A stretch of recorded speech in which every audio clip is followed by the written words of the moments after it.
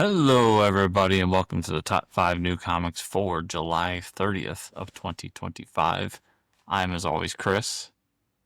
Let's talk about some comics, starting with Justice League Dark Tomorrow Special Number 1. This is written by Marc Waid and Marc Guggenheim, with art by Artist-Cian Tormey and colors by Romulo Fajardo Jr. So the We Are Yesterday crossover is over. We now have kind of we have set where the DC Justice League is and who's a part of it, who's there.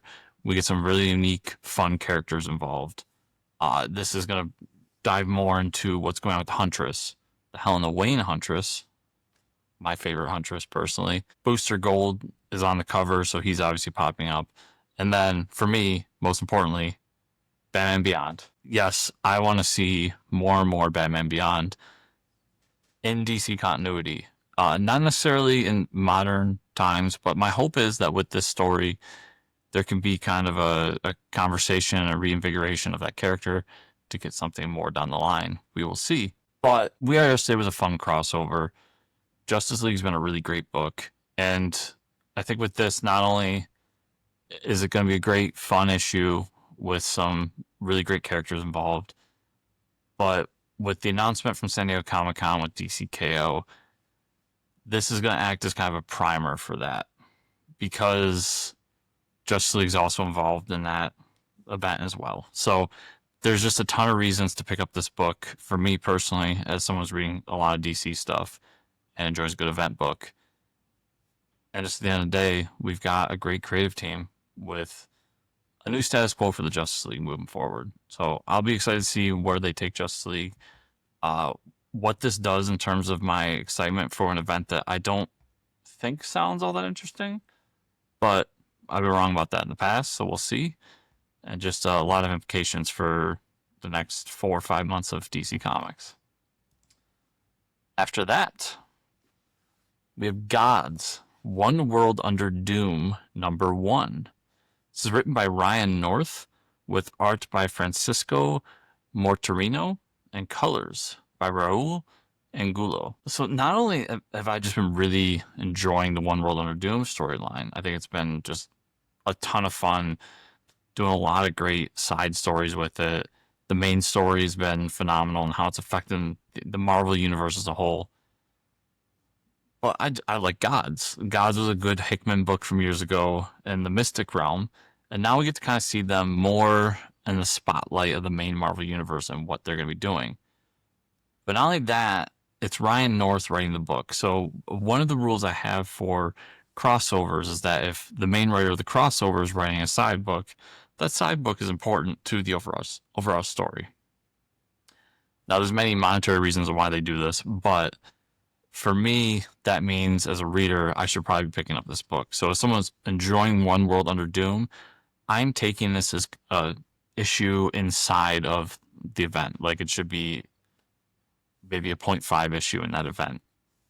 So that's one of the main reasons I'm buying it, is that I want more One World Under Doom. We're kind of a hiatus in between the two story arcs here, and I feel like this is going to set up something big for what's going to happen in the next volume of One World Under Doom, as we see it come to a conclusion here in the coming months.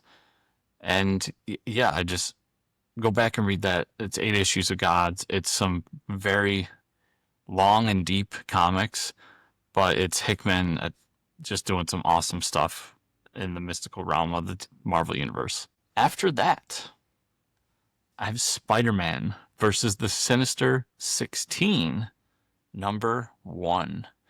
This is written by J. Michael Straczynski, with art by Phil Noto, letters by Ariana Maher, and that's all. So I think these one-shots that Straczynski's been doing have been just phenomenal.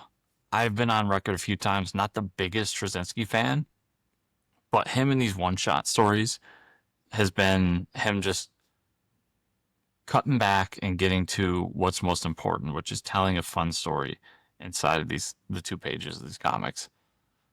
And I'll be interested to see what he's doing here. It seems like he's going to pull a Spider-Man has to fight everybody kind of scenario and how that works out. Um, and at the end of the day, like I know that he's best known in the comics realm for his Spider-Man. So I'm sure for Spider-Man fans, it'll be great to see him go back to that character. But for me, this is based off the strength of the previous one-shots he's done that I've really enjoyed and just excited to get another one inside of that line of comics. For that, I've got Ultimate Spider-Man number 19. This is written by Jonathan Hickman with art by Marco Checchetto, colors by Matt Wilson, and letters by Corey Pettit. So we got the disappointing news that this is coming to an end in, well, 5 issues after this. I've felt since issue 1, this has been Hickman doing just amazing work. And I've always wanted Hickman to jump into an alternate universe and get his own world to play with, one of the big two. And he's somewhat been able to do that with Ultimate Spider-Man. And by that, I mean he's gotten a character who I never thought he would really be into writing and got to build the mythos from the ground up inside of this universe as to who Spider-Man is, but fundamentally rebuild it as a man in his late 30s who's already lived a life, has already had a family, a career, and all that, and not just a teenager who was burdened with these powers early on. Now he's somebody completely different, burdened with these powers, and how he's handled it and the trials and tribulations along the way. I think it's been, I know it's been the best of the Ultimate line so far. It's consistently my favorite book when it comes out. And I'm just, while excited to get more of it, it's bittersweet to know that it's now on a timer, that it's going to be over soon. But I'll be interested to see where he leaves the character at the end of this. And to know that it's heading into Ultimate Endgame, that Dennis Camp is doing, and where that leaves the Ultimate Universe will be very interesting come the end of the year into next year. Sticking with the Ultimate Universe, my next book is The Ultimate, number 14. This is written by Dennis Camp, with art by Juan Frigeri, colors by Federico Blee, and letters by Travis Lanham. We're getting Scarlet Witch and Quicksilver. There's a lot of interesting things interesting questions I have for this issue. I mean, first, why is it a pick? It's a pick because Dennis Camp has been doing a phenomenal job with the Ultimate book. It's been a beautiful book with every issue. I think Juan and the rest of the art team have been doing a phenomenal job with it. Dennis has built this very interesting book with some issues that really bring, in terms of action and excitement, bring down, but always come back with something big. And it's been a great series to introduce new versions of characters we love inside this world.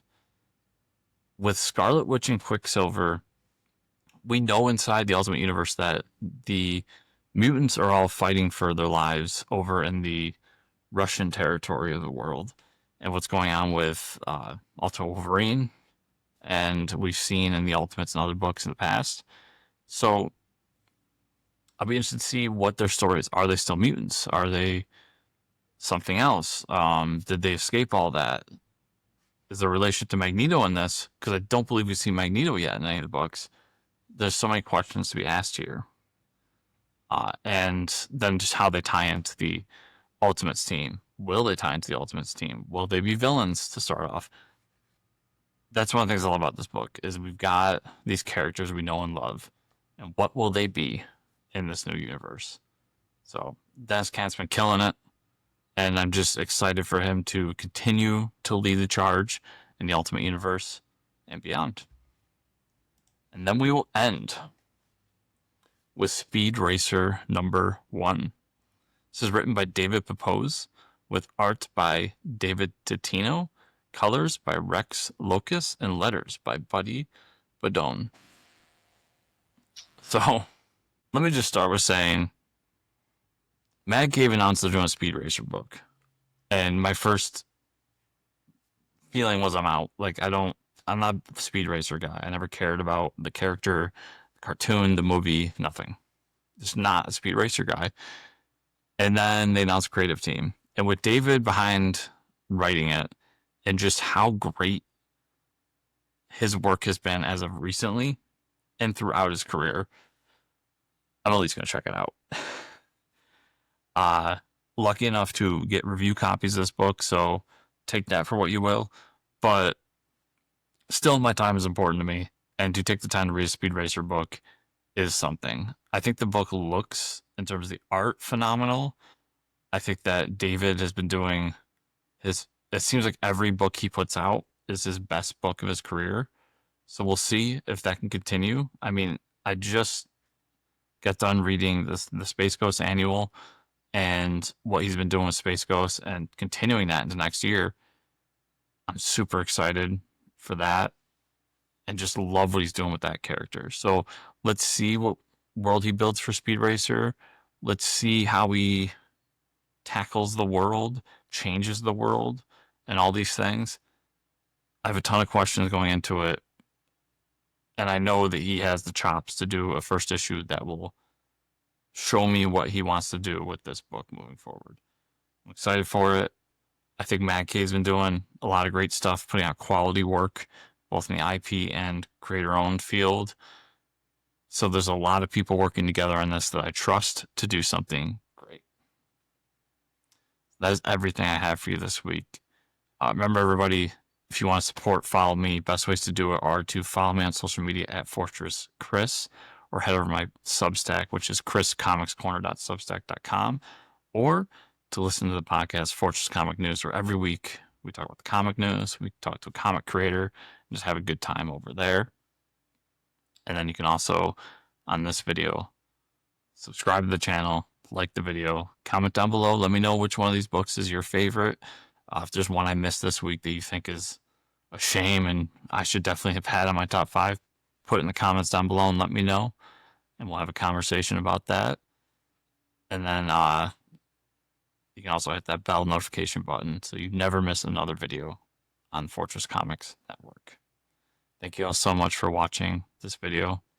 We'll see y'all here next week.